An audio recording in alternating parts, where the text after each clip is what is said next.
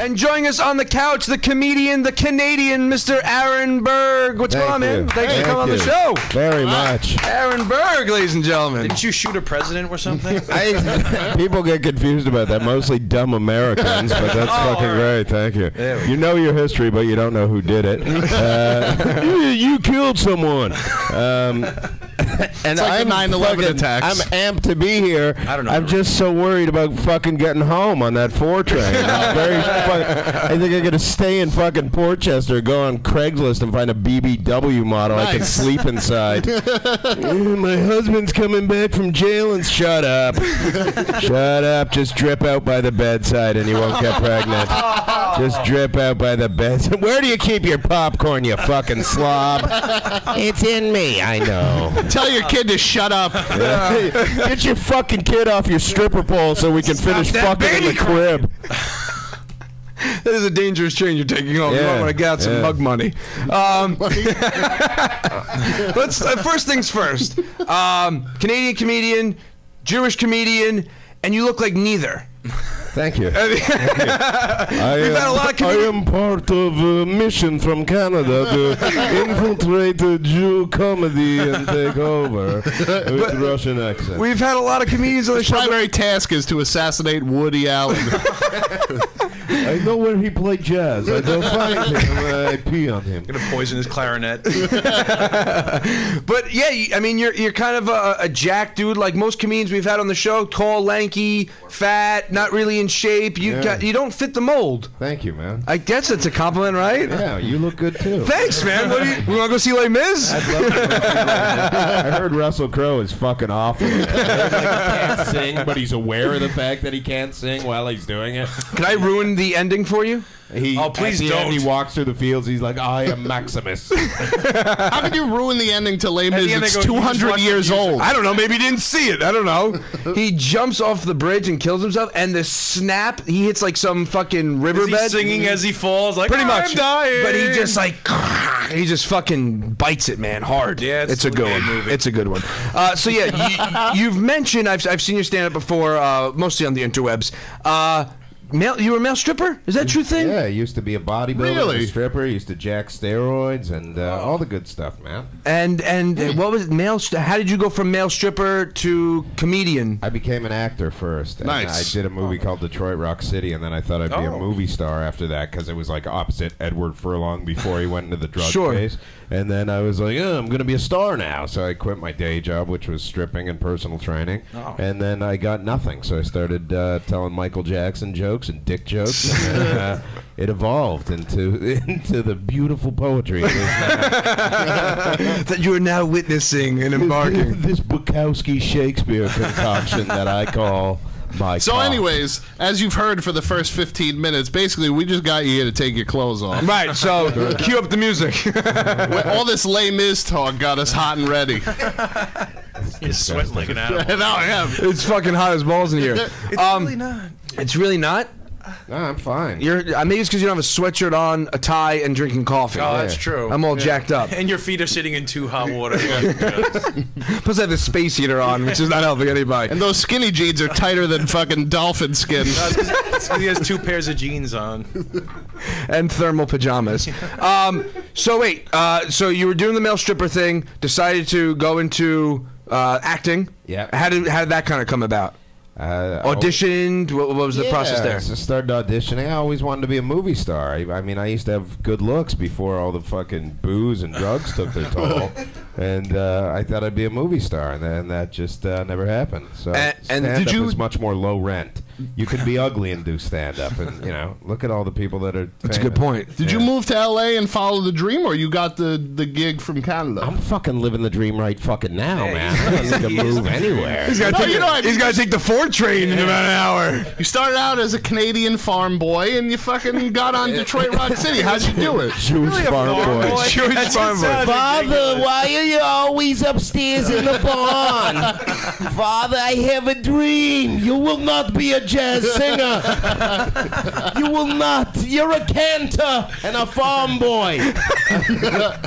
They have parts in Canada, you know. There's somewhat of a show business model. Oh no, in of Canada. course, yeah, of course. Yeah, so I get they'll cast the smaller parts in Canada. Oh really? So I had like 2 scenes opposite Ed Furlong, and then you get other shit. Like Awesome. I did Boondock Saints 2 in Canada. And a I whole know bunch of stuff. exactly. Okay, yeah, okay. Now you know who he is. I remember him in Detroit Rock City now. Yeah. The bartender. Yes, the bartender. Bartender. Yeah. So now, as Wasn't that at a male strip club, the bartender? Yes, it was. Yes, Does art imitate life? Or does art imitate art? This is a fucking question. so what was it like being a male stripper? That's gotta be. Did you like do parties, or were you just like in the on the pole? I guess to say, because that's what weird. I worked the top club in Canada, which Really? was called Fantasies, and like women would come. Some nights were great. You make $500, but it all depended on your demeanor. Like, so if you're in a bad mood and we'd smoke a lot of pot, you'd be like, "You want to fucking dance or what?" I'd be like, "No, you pig, you're a whore." You're fucking walking around in a thong with Just shit angry, stains on it, and when you bend over and dance for a woman, you can smell your own ass. Bum butter creeping up into your and I used to think like, oh, this girl's pussy reeks. Why does it smell like protein You're in powder Canada, she in my has a snowsuit shit? on. There's no way that's possible. This girl's pussy smells like creatine. You know when you eat a pussy and you're like, oh, her cunt reeks, but that, can I say cunt? Yeah, Smells like that Whopper I had. But then you for a realize it's just your breath reflecting back through the pussy. You're like, oh, she's been Coriolis smoking effect. Winston's and drinking fucking Dunkin' Donuts coffee in her cunt. How does it smell like that? Why Do does men she make smell their like booty Mike clap? Dentist? Oh, man. I saw booty clapping for the first time in the Bronx nice. last week. It Really? was great. It's man. awesome, ain't it? Yeah, Was it's, it on I the mean, you 4 train? understand why. I'm excited to go home tonight and I'm just booty clapping the window to keep people away. People are trying to make it rain with quarters on me. No, it's just They do have a pole. You can just hop on the pole on the 4 train and put on a little show. I was horrible at pole work. We had this Brazilian guy named Rico Suave. I think he stole the name, but he It wasn't he the could, actual like, Rico hang on Suave. it with his arms. Like he'd use his upper body. He was like this fat Brazilian dude. It wasn't Eric Da Silva, but it was this other guy, and he was he was awful. Now, did you have like a stripper name? Yeah, my name was Brandon. nice. What? Ladies and gentlemen, ladies, to the stage, I danced for Brandon. fags, too, by the way. Brandon. Yeah, I danced for Did you come fags, out in too. an outfit like a Mountie or like an old Construction worker was my first, but my cowboy was like my hit. Like That was your move? Like you really fell into the you felt the when you put the hat on and the boots. You were like, I am a cowboy. I had a cap gun. I came out to that Clint Eastwood that. And then it went into heading to be for Counting Eye Joe. I've been married a long time ago. And then my closer song was Desperado. And they would go ape shit. And I had a big cock back then. Like I've lost like 3 inches because I put weight on, but the women would go crazy over it. Would you do the weird towel thing where you'd be like, who wants to touch my real wiener? Yeah, I did the towel. I would hang the towel over my cock and just let it sit there. But my cock would be blue by the end. What do you do because is you why? tie an elastic around it, right? Why would you do that? Because you can't. You go put your fucking flaccid cock in public in front of 300 women. How would I do that? You tie an elastic around the base of it and the balls. You get hard, so you have to jack off in front of dudes. By the way, Wow. In case you didn't know, What? You're like this is the camaraderie amongst male strippers. It's 5 of us sitting here. I'm getting ready to go on stage. You're like, so how was your day? That's fucking weird. And you're passing joints around, and the guys with like lotion. You want a hit? No, I'm good. Yeah, Thank like, you, man. oh no. Now I'm gonna get stoner boner. That's incredibly awkward. Yeah, it was awful. His number one trick was he'd lasso his cock with a yo-yo string. On Make stage. it dance. Yeah. Yank it up. Now you're also now going to television. Nice. Yeah, great Kind of a new TV venture. series coming out called 24 Hour Rental, which is brilliant and funny and dark, and it's just a dream come true. And- It's like, yeah. And the amazing. premise of it is It's Clerks meets Sopranos. It's about an excommunicated mobster that is trying to work his way back into the family, opens up a 24-hour rental video store where they sell drugs, they run hookers out of it. Oh, nice. It's Nice. fantastic. male Yeah. strippers. No male strippers. Is this Canadian? I don't think they knew about that, actually, when they hired me. I may lose the job now. We did some research into your background. You've been recast. But it's a show about hookers and drugs. Yeah, well, we know. Yeah, we want Puritans watching this. Yeah, it's great. It's on Super Channel in Canada, and I believe Epix in the United States. awesome! Starts I have that in app. I can watch September. that. We think September. so Oh, we'll see. sweet. That's fucking. Now what did you like doing better? The movie stuff, or you think television?